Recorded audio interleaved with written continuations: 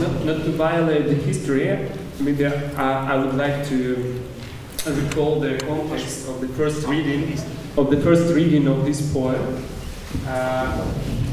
and say that firstly it was Если наушники нужны для перевода с английского на русский, есть в коридоре. Firstly, it was closer to some kind of spontaneous action. But actually, it was decided to read this poem as with roles, with different positions of voices, quite spontaneously. So, as I recall, it was presentation of. Yes, exactly, because I mean, this reading is something that, to my mind, doesn't fit into this poem. Why? Because I think that such things which are discreetly performative cannot be read. They should be somehow played, acted upon. And when I was asked to read, I couldn't read. So I just a few hours before the performance made up some kind of regime, some kind of intonation of performing, and then this intonation was developing until it became this performing meta, which consists of liturgic music, and its constellation with the profane text forms this performative, space, which of course while reading together is impossible to reconstruct, but since Jonathan asked me that presence of a performer is more important, because we could switch on the recording. I have the recording from Vienna, but Jonathan preferred to have this presence of bodies. That's why. But I don't know, maybe there are some urgent questions, but if there are not, I don't know what to start with at all, because I think it's rather interesting would be to recall for the audience your idea of some performing as a procedure, as a process which differs from just reading, as you already started. And then I would come with content questions too. Yeah, but I would prefer content questions first, maybe. Yeah? Okay, then I have to wait a minute. I mean, I prepared myself. I read the piece at home, and it's in part a comment, and then there is a question. I think this piece is an utmost feminist piece. One should discuss or could discuss this. I think Keti also told me that there were some arguments about that. For me, it's an utmost feminist piece because you can see, and I could read, on one side, the clear gender hierarchies which are laid out very clearly. I mean, for me, the most violent of these many violent aspects is the one where he refuses to be polite and take the rubber and take the condom on. It's incredibly violent, this scene. So you have this clearly, the gender hierarchies totally laid out. But nevertheless, of course, the Galina is not at all victimized. From my point of reading it, at least. So there is, on the one hand, the transparency of the gender hierarchies. On the other hand, for me, even in this, you wanted to touch the question of poor life also. In this poor life, you have a strong personality. And this is, for me, maybe sometimes more interesting. To figure out what a minoritarian life, and from my point of view, we're all living a minoritarian life if we affirm it. What would that mean also to make a minoritarian life? This is my main interpretation from the feminist point of view. Nevertheless, I would like to ask you about the production process. This is not a formal question, but this is connected to the question of the feminist position there. because of course you could argue, like also in many contexts of community art, for instance in the visual art discourses, has been argued that the artist others the people he or she is working with, or he or she is describing. And so the question concerning the production process is how I mean, it's not you, this person, of course it's not you, this person, neither the male nor the female protagonist. How do you produce this piece? Is there a research? This is the first question I'm asked. No, but it's not on this level of attacking you. How could you speak about this poor life? It's more an interested question of material and how you produce it. Yes, I think it's a very legitimate question because it's phenomenological position, like how do you dare to be the person that you are not? Is it some kind of imaginary reproduction, or you went to this market to study and research the situation and you gathered all the data and afterwards you managed to somehow reproduce it? No, it doesn't work that way. I didn't make any research. I know this market and actually definitely have been to this market. And I think the realia come definitely from the late 90s, of course, when there was this half-criminal commerce and half-criminal commodity exchange.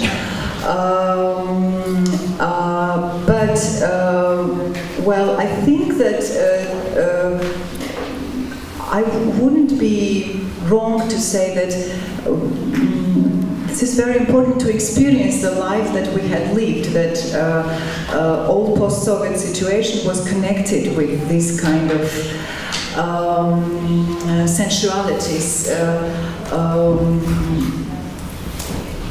intervening into our bodies and intervening into our life. And this element of trash it's part and parcel of anyone and of myself at the same time. And it is not something that was completely external that I was observing. No, it is so near. It was such an everyday that it completely invades you. So this is the issue of invasion, and then it's an affective invasion.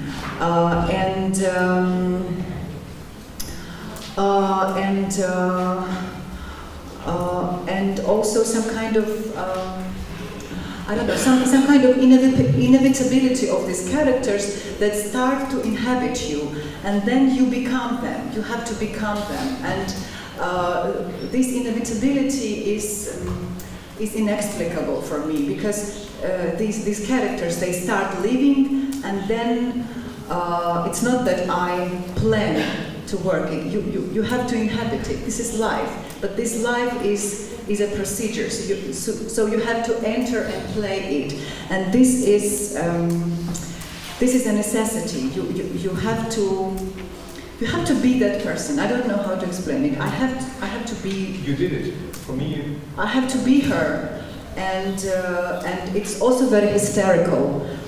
You hystericize yourself to the extent that you have to be this person. And if you don't hystericize yourself, and if you are not cruel to yourself, and if you don't go into this condition, then you cannot do it. So it's also very affectively connected. How to be that person, but also the issue of the poor life, or the issue of the poor life is affecting us, right? And poverty is connected with obscenity, and this obscenity is something that is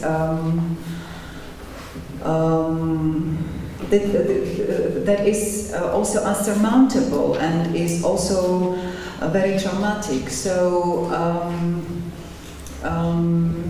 And dealing with this obscenity is always connected with this some crazy characters, even in the history of literature, like Brechtian poor life issues, like Platonov's poor life issues, like Pasolini's poor life issues. These shameful elements, when there is obscenity, when there is shame, and the shame, the poor life, and the issues of sexuality are intertwined.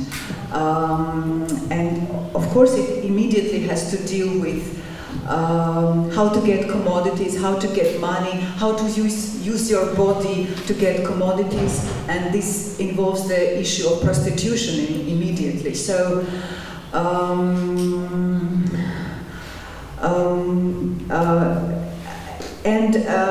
the prostitute and Mother Mary and Magdalena, they immediately come together. So which of them? And this is some kind of, commonplace issue. This is the commonplace issue, for instance, in Akatone, when you have this woman who is a prostitute and at the same time she cannot be a prostitute, and whether it's about love or it's about abuse.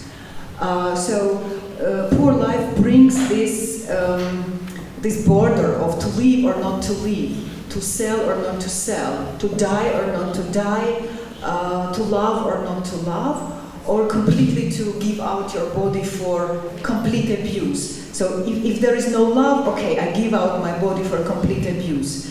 This is a very cruel issue, and this was important. Yes, you have a question? I would say that if it was a question about content, then maybe mine would be more formalist, but still I'm sure that it's very important to produce some sort of homology between poor life and poor language. I can expand. I mean that, as Kirill Medvedev already mentioned, violence in the language and violence in the society is always present. There is impossible to get rid of it, and identification or even identity of some type, it's a sort of a choice of some tradition of violence. Violence could be absent only in some kind of liberal propaganda, in the world of liberal propaganda, it is possible to get rid of violence in society and in language as well, and come to some sort of peaceful condition. But actually, violence is all the time in the language and in the society. In a so-called democratical society, it's just disseminated all over the surface. That is why it's really important to understand that it is impossible to get rid of violence, but to decide how it should be organized in language as well as in society. If it is possible to recall some words of Althusser, he told that sometimes class war is coming to decision of which word should be chosen, this one or this one in the sentence. And in the same way, concerning text of this poem, I would say that it is not only about poor life, it's not only about, it's not the manifesto against violence, but it's a proposition of some other kind of organization of violence in language. That is why I would like to ask Keti whether it is possible, by your point of view, get rid of violence in language or get rid of violence of the language itself.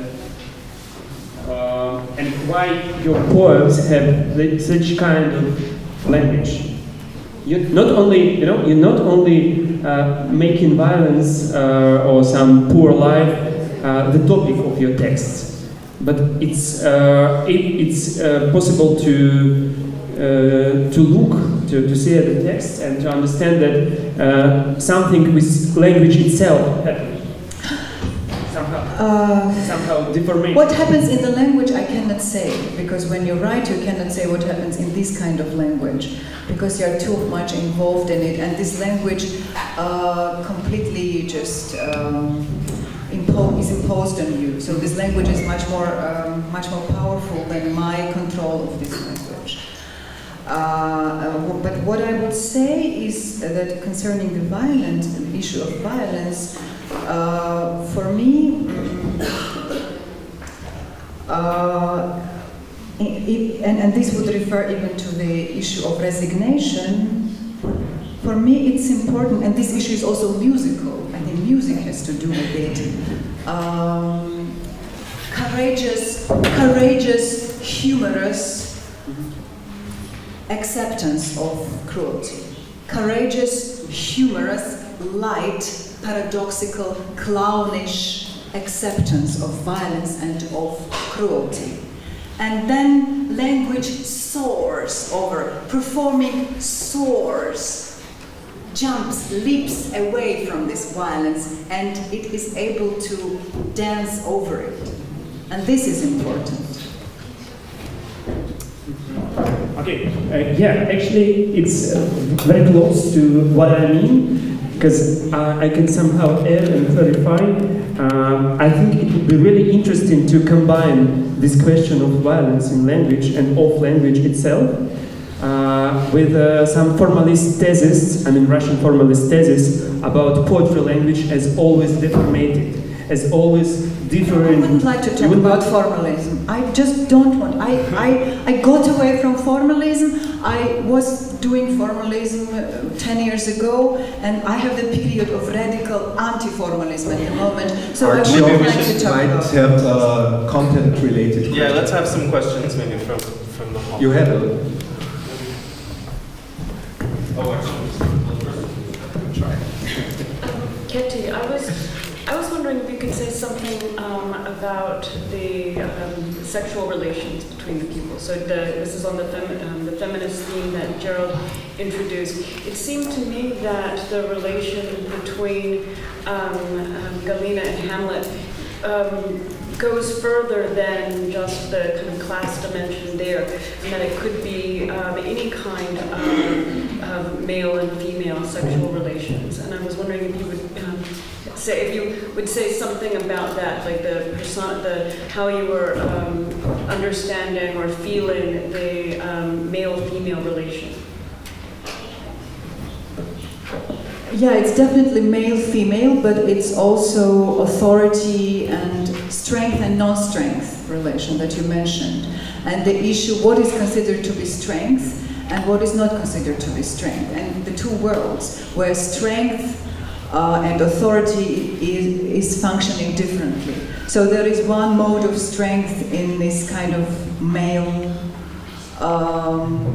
phallic-oriented context, and there is completely different understanding of strength in this non-phallic oriented context. And therefore, the question that would be addressed to me, why do I use love? Love makes a person weak. So a woman that might be loving, she might be succumbing or giving in to humiliation, to abuse, etc., etc. And also that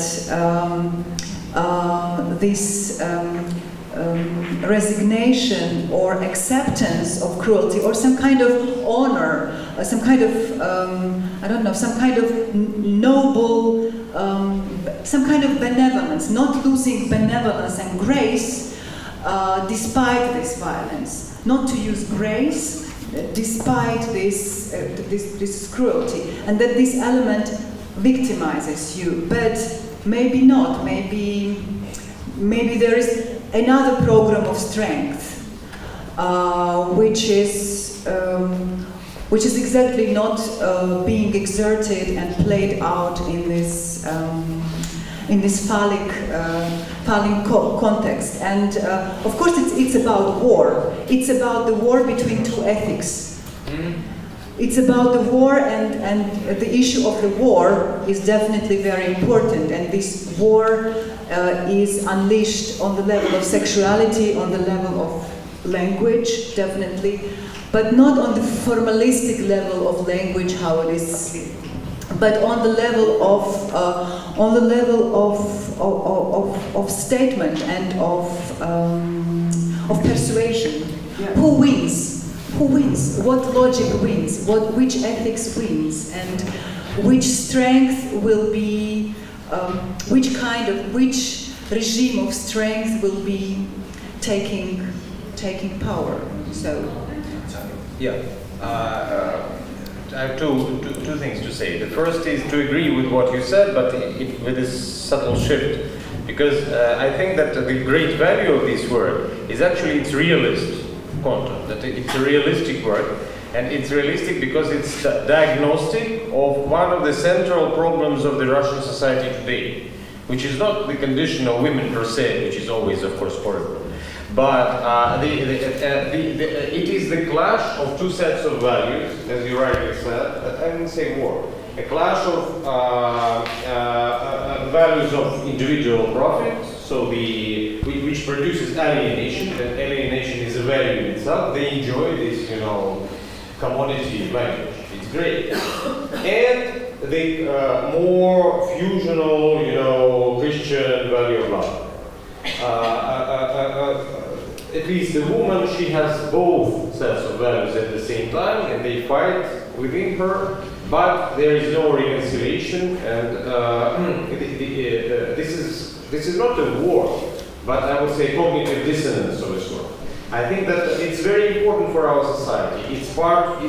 This explains what goes on right now, because people have these collectivist values, but they are abstract, they contradict their everyday behavior, they contradict the social norms of every day, and therefore the only way you can realize these values is in a hysterical breakout, like war. And so this is the great realist drama of our time. But what does it have to do with the theory that you advanced yesterday? Because you were talking about non-alienated art and about the realist art, but not in the sense that the digestible, but in the realist art in the sense of Lifshitz and Lukács, the idealizing art that would build a picture of reality. Instead of this, you practice the radical estrangement in the sense of Brecht and Adorno. Not populism, but estrangement techniques of various kinds, which, of course, address some estrangement going on in the society, but this is Adorno. So I don't understand why you produce these abstract aesthetic theories that you don't realize. This is a big one, but I wanted to answer and say that I don't agree with, in a way, both of you, at least what Artyom now said about the two ethics or two sets of values. No, not at all. This is a plane of immanence where there are two persons which are on the same line in a way, in the same cage or whatever, and there is no, at least there is no dichotomy between the male and the female. They are like you misunderstood me. It's not between man and female. Okay, it's in one head. Within one head, there are two. Okay, I misunderstood that. Then again, I don't see so much of love inside of that. For me, this is quite a materialist, also realist position concerning sexual relations, and I think the grace and the benevolence that you were hinting at, that I see also there, is not in the logic of love. It's in the logic of what Benjamin, to return to yesterday and the critique of violence, against everything that Austin, Butler, Althusser and whoever wrote about the violence of language, of discourse, is something positive. It's it's not love, but it's the benevolence of language, of a relation put up by language. And of course it's hierarchical or it's asymmetrical, but nevertheless, at least in the speech of Galina, there are these positive, benevolent acts of speech there. And this is another very, very different territory as the territory of war. And, Sure, that I agree with. if it is possible, I would like to say a very small point. Okay. I'd like to say that I wasn't speaking about this extra kind of violence of the language, which is always more than me and so on. I meant a very simple thing that at some moment art, and especially vanguard art, is starting to transpose the depicted state of exception on the state of exception of language itself, on the state of exception which is instituted in literature and in art itself. And this is really interesting, because it was not a poem about violence or about sexuality. I still concerned that it's really naive to speak about poor life without concerning the question of poor language. It was not realistic poem, you know? Let's go ahead and then I answer everyone.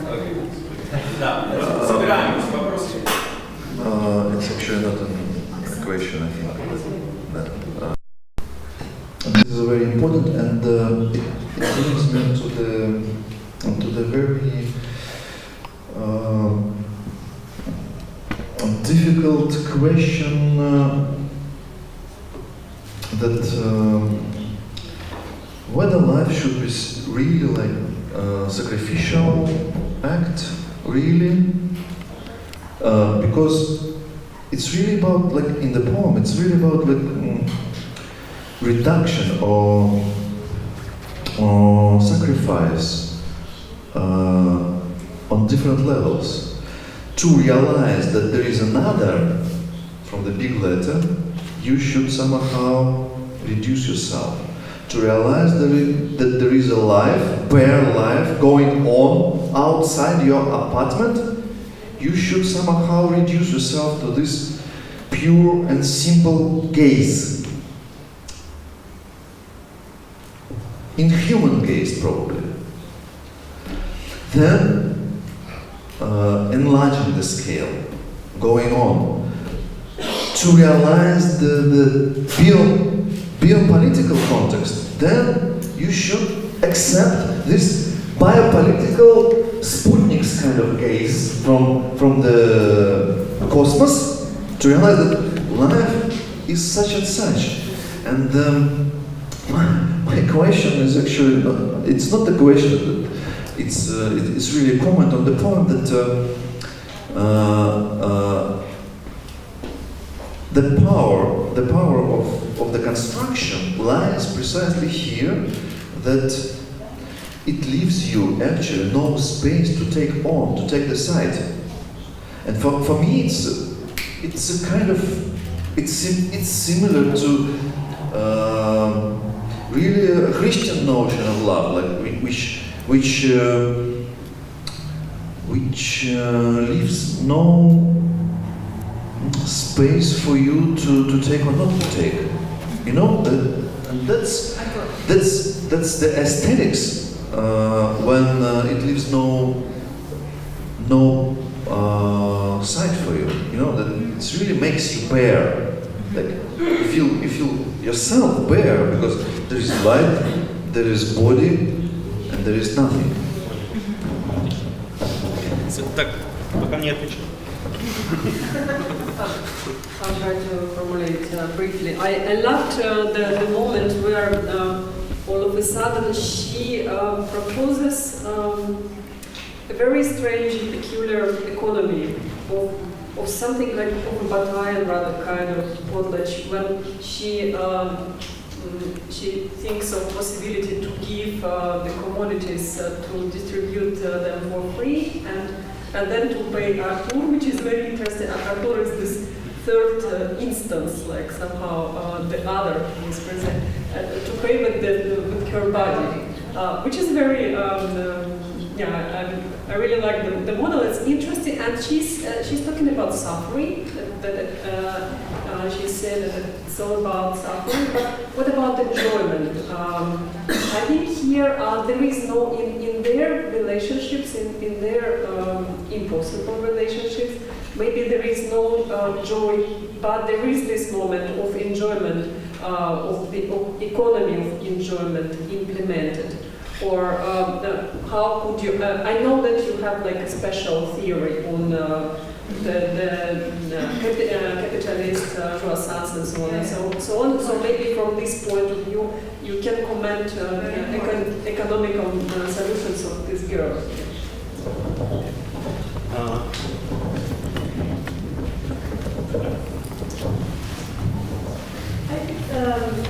I find it interesting. We're not really talking about the structure of the piece because it's and this has to do with the importance of humor that you mentioned. It's an endless deferral of the action that's supposed to happen. The fuck. It never happened. It's quite interesting because there's a pretense of a performance on both of their parts to approach this thing with sincerity, but each of them enacts these deferrals. So first it has to do with place, and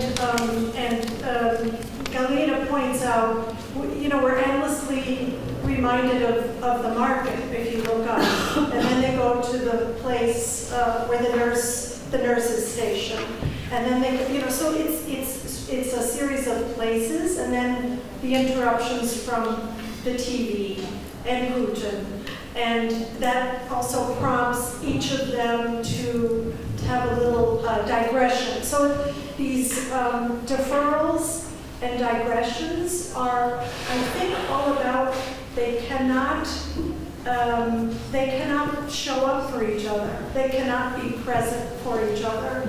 And it has something more to do with intimacy, but also intimacy not just between two people, men and women, but kind of intimate publics, the impossibility of making a connection. But then there is a kind of, so when they are in these separate rooms, and Hamlet falls asleep, and Galina sings.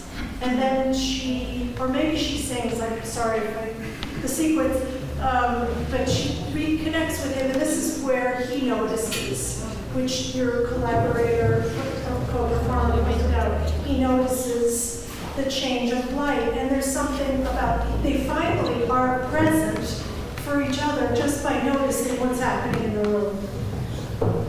Okay, last question. Sorry, it's not a response. I'm just wondering, to continue the question about economy, I'm just wondering if we can talk about the economy in the sense of the female and male economy, as Edgar is saying, there is a female economy which is outside of male. So, because for me, in this text, we see how that economy are coexisting. They are separate, they are different, but then they have common grounds. But I'm just wondering if you thought about it in a sense of the feminist and post-feminist context, or the female as a separate, as an outside of the male system of the male economy, because this is what this work for me about. Thank you. Can I answer everything at once? Yeah, 5 minutes. Well, first of all, I don't believe that there can be any female economy that is outside any male. I think that there can be only one egalitarian economy for all of them, and then men and female could somehow get rid of their maleness and femaleness in terms of insisting on their maleness and femaleness in the name of certain conditions that would make possible some unification. And it also a very important thing that they cannot meet, because it's about also impossibility of meeting and impossibility of connection. And this deferral is important because the meeting радушие, как сказать, the political eros. The eros is impossible. The meeting and the coagulation is impossible. Another, the hospitality, this general political hospitality, radical hospitality is impossible. And then you have to exert cruelty. You have to make some kind of cruel performance to insist on it, to somehow make it possible. And then Artem's question that it's not realist. Well, maybe it's not realist in classical way, but it has this. I think you mentioned that it's a realist piece in another way, but still, I wouldn't think that it's. It deals with the real. It deals with the real, and of course, it deals with some kind of dissolution into bodies. And dissolution, what happens there? Not what happens with the methodology, but what is there inside? What is happening with them? And then you have to become them. So this, any art? Yeah, no, not any art. I think there was an important question from Oxana. She said, "Where is enjoyment?" And this is a very important thing that. Which needs much more time for me to explain, but I will say in short that when there is this transfer from the non-libidinal economy, from the non-capitalist context to the libidinal economy, when all of a sudden appear commodities, surplus values, surplus economy, surplus production, and the gap between the phantasmatic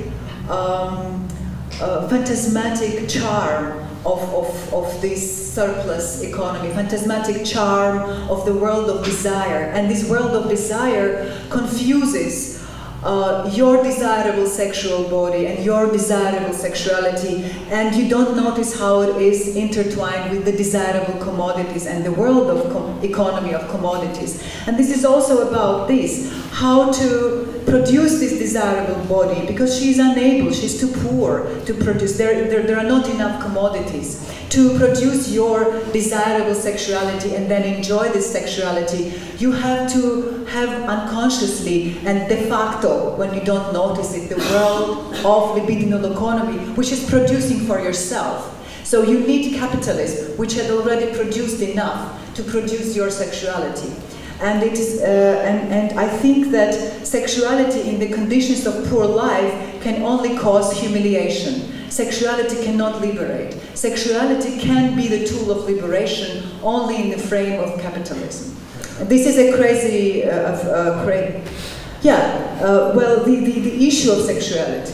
So the phantasm of your sexuality immediately starts to be very awkward when there are no economic means to perform it freely, and when there are no commodities and economic conditions for that. For instance, Mikhailov was having this issue with the underwear when he was trying to imagine these Soviet socialist bodies which don't even have underwear. Underwear constructs your sexuality. It doesn't mean that you have to wear that underwear, but you mean that you should have diachronics of commodities which are already sexy.